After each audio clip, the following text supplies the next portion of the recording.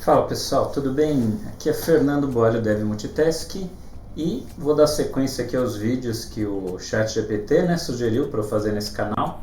E hoje eu vou falar, o título que ele sugeriu, quais são as principais bibliotecas e frameworks Java que você deve conhecer.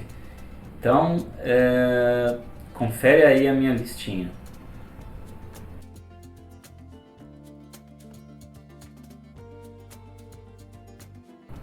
Se você é novo aqui no canal, eu falo aqui de bastante assunto, de carreira, tecnologia, tá? Dá uma olhada, tem bastante playlist, já tem algum sisteminha lá em Java, que eu já mostrei ali como faz, tem uma playlist aí chama Java na Correria, confere aí. E eu falo também de outros assuntos, tá? Enfim. Mas hoje o assunto aqui é diferente, né?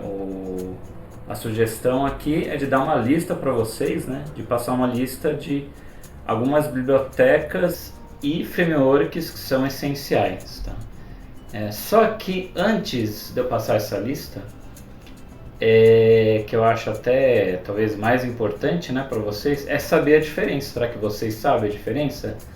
O que é uma simples biblioteca e o que é um framework? Tá? Na verdade a diferença é bem simples, tá? Se a gente pensar o que os dois têm em comum, Então a biblioteca, você pode pensar que é um trecho de código que alguém fez ou uma equipe fez, que você pode usar no seu sistema, tá? Um framework também, e tem lá seus mantenedores, enfim, você consegue usar no seu projeto. Só que a diferença é que no caso da biblioteca você praticamente define tudo que a biblioteca vai fazer. Então vamos dar um exemplo de uma biblioteca de log. Então você define exatamente onde que vai ficar o log, o que ele vai fazer, qual a mensagem que ele vai exibir, você que define tudo. Já no caso, o framework já é o contrário, na verdade ele já tem uma série de coisas pré-definidas, e então ele vai rodar lá uma série de códigos para você e você vai colocar alguns trechos, você vai falar para ele onde que esse trecho de código vai rodar, então até por esse motivo normalmente ele tem mais limitações, que uma biblioteca não tem, ele tem uma série de regras.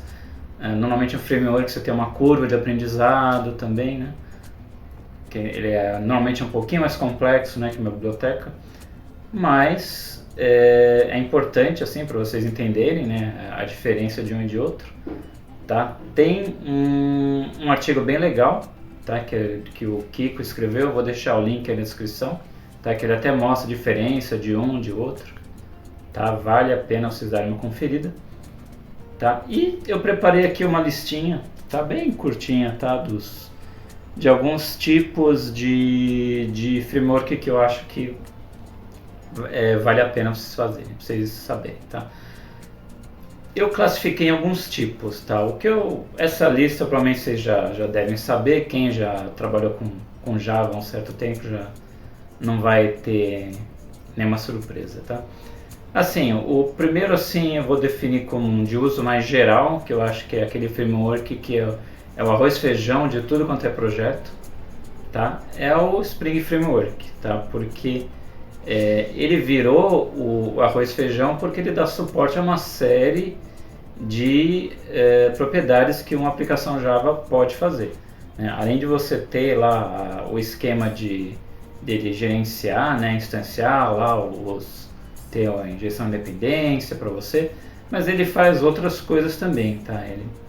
E eu acho que ele é um cara muito completo. Então se você está começando no mundo Java agora, e você quer um framework para começar, o Spring Framework acho que é o ideal, E quando você está trabalhando também no seu sistema, você vai provavelmente precisar em algum momento, fazer um log no seu sistema, vai precisar pegar suas mensagens e elas vão precisar aparecer em algum lugar, aparecer lá no console, enfim, você vai precisar organizar isso de alguma maneira.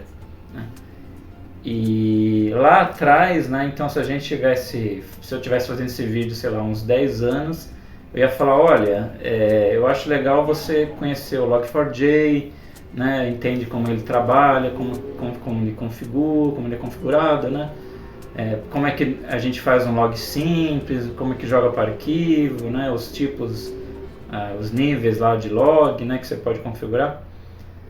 Tá, agora hoje, né, eu já sugiro vocês usarem o SLF4J, já devem ter visto essa sigla, né? Que na verdade ele é uma fachada, né, que é o Simple Logging Facade for Java, né? Então na verdade ele é o que? Ele é uma fachada, uma padronização para vários mecanismos de log.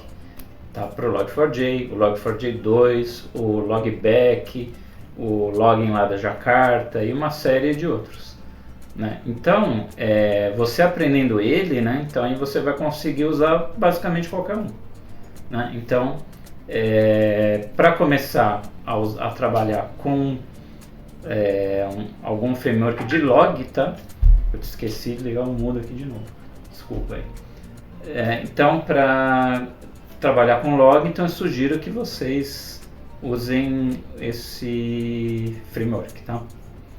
Essa sigla eu sempre esqueço, que é o SLF4J, tá? Simple Logging Facade for Java, tá?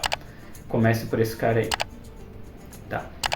Ok, e o que mais? Falando sobre, agora outro esquema de framework, né, que é importante saber, são os frameworks de persistência, né? Se você vai trabalhar com dados, você vai gravar isso em algum lugar, né? Em algum banco de dados, relacional, não relacional, né? Vai ser um Oracle, um MySQL, um Postgres, um MongoDB, em algum lugar vai ficar, né? Então, você precisa saber qual que é a maneira, qual o framework que você vai usar, né, para gravar esses dados, né? Então, hoje acho que de longe aí o mais famoso é o Hibernate, né? Então, é interessante conhecer o Hibernate, mas é interessante conhecer as outras alternativas, né? Você tem o iBates também, que é uma alternativa legal, né, a esses frameworks de persistência, né? E você tem também algumas opções por exemplo, para trabalhar com os NoSQL, né, os bancos de dados não relacionais, né? Você tem a especificação, né, do JNoSQL, né, que está em andamento, mas já dá para usar. Então vale a pena lá dar uma olhada, tá? Tudo isso que eu estou falando eu vou deixar na descrição, tá? O link aí para vocês darem uma olhada depois.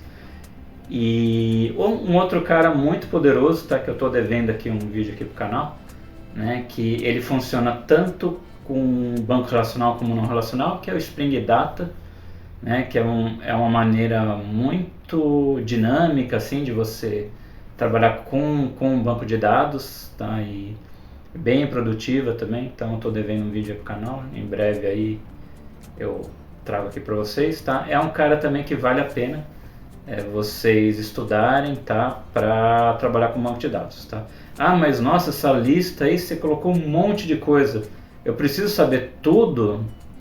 Olha, a minha sugestão é o seguinte, que assim, acho que tudo você não precisa saber, né? Todos esses que eu falei, mas eu acho que de todos, acho que pelo menos o básico assim, você deveria saber, tá? Um básico assim de você conseguir olhar um código, fonte, né, de algum deles e conseguir mudar alguma coisa ou conseguir entender o que está acontecendo, né? Isso é importante, tá? Mas talvez não precise conhecer a fundo, talvez um desses aí. Talvez o Hibernate lá, acho que é legal conhecer a fundo, talvez. Tá, eu vou trabalhar mais com Spring Data, talvez Spring Data é bom conhecer a fundo. Acho que um deles é bom você conhecer a fundo. Tá, e os outros você conhecer assim o suficiente para conseguir entender o que está acontecendo. Ok. E terminando aqui a lista, tá? Quando a gente fala de... Normalmente quando tem muito processamento online ou para outras situações, é muito comum de integração, né? Por exemplo, é muito comum se falar em fila, né? E quando a gente fala em fila, então a gente tem dois grandes caras aí que é importante você conhecer, né? Um deles é a especificação JMS, né?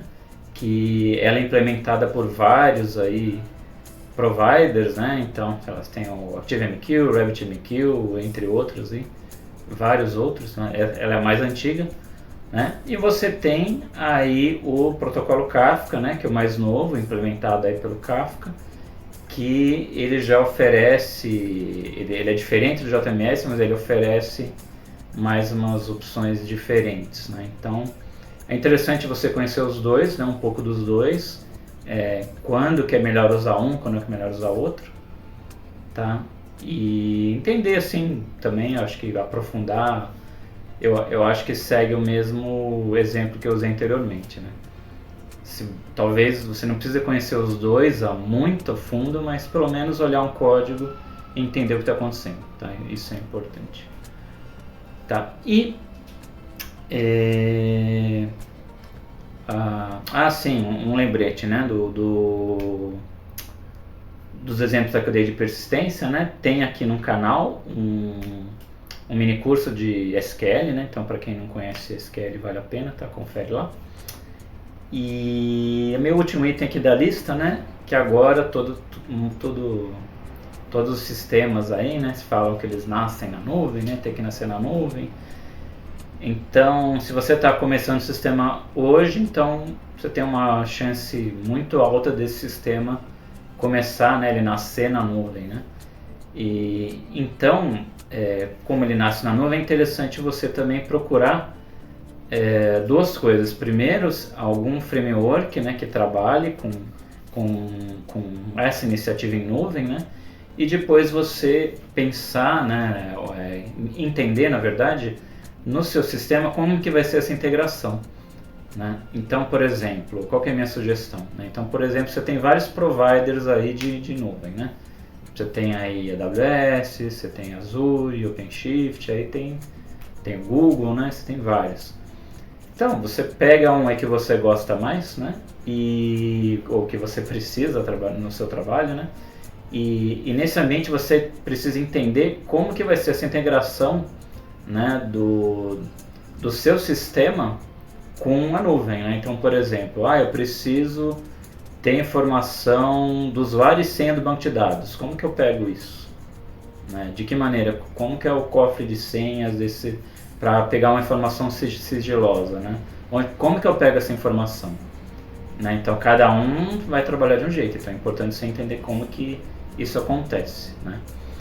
E quando a gente fala dessas aplicações assim, que envolve muito microserviço, uma série de coisas, aí você tem um framework que é o Spring Cloud, né, que ele foi feito especificamente para sistemas, né, em nuvem, e ele tem uma série lá de tipos diferentes, né, para você entender, que vai se adequar a esse ambiente de nuvem, tá? Então, para falar só de Spring Cloud aqui, vou ter muito tempo, né? Mas assim, é um bom ponto de partida se você tá pensando em trabalhar com essa parte de nuvem, né? E quer procurar um framework que já tem uma série de coisas prontas, né? Então, o Spring Cloud é um bom começo. Tá, então dá uma olhada aqui nas descrições, eu vou deixar todos os links aí preparados para vocês estudarem mais, tá? E então por hoje é isso, tá? Me segue lá nas redes sociais que eu vou postar aí mais alguns vídeos aí sobre esses assuntos, tá? Repassa aí para os colegas, confere aqui também as outras playlists. Um abraço aí, até a próxima.